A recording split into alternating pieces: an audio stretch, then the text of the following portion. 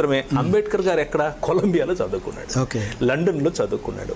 మొట్టమొదటి 10th pass ఆయనే దళితుల్లో నుంచి, మొట్టమొదటి బ్యారిస్టర్ ఆయనే దళితుల్లో నుంచి, మొట్టమొదటి PhD హోల్డర్ ఆయన దళితుల్లో నుంచి, MAలు MPhilలు PhDలు ఆయన చదివిన డిగ్రీలు మొత్తం చదివితే కూడా, అంటే ఆయన చదివిన డిగ్రీలు మొత్తం చదవటానికి కూడా వీళ్ళకి ఓపిక ఉండదు.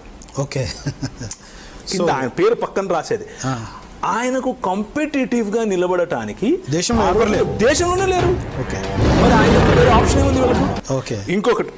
ఇంకొక కారణం ఏంటి అని అంటే, అంబేద్కర్ గారికి ఉన్నటువంటి ఆ స్థితిగతులు, ఆయనకున్నటువంటి ఆ పాపులారిటీని వీళ్ళు అండర్మైన్ చేయలేకపోయారు. ఎందుకు అనంటే, మీ ఆప్షన్స్ చూసుకోండి. జవహర్లాల్ నెహ్రూ గారు, గాంధీ గారు, తిలక్ గారు, పటేల్ గారు, వీళ్ళందరిలో ఎవరికి చదువు ఉంది? ఎవరు కూర్చుని రాయగలుగుతారు? ఎవరు నెగోసియేట్ చేయగలుగుతారు? ఇంత పెద్ద దేశానికి కావలసినటువంటి ఇన్ని కల్చర్స్, ఇన్ని భాషలు, ఇన్ని వీళ్ళదేంటి? ఒకే భాష ఉండాలి, ఒకే దేశం ఉండాలి, ఒకే మతం ఉండాలి. ఇంత సంకుచితమైనటువంటి వీళ్ళ చేతికి వాళ్ళు తెల్లోళ్ళు ఎట్లా ఇస్తారు? ఇవ్వరు.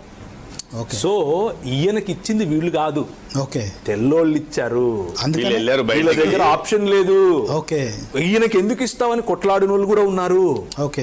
కొట్లాడిన వాళ్ళు ఉంటే కూడా ఆయన అంబేద్కర్ గారికి ఉన్న ఎక్స్పీరియన్స్కి, ఆయనకున్నటువంటి దాన్ని విప్లవాత్మకమైన ఐడియాస్ ముందు వీళ్ళు నిలబడలేకపోయారు.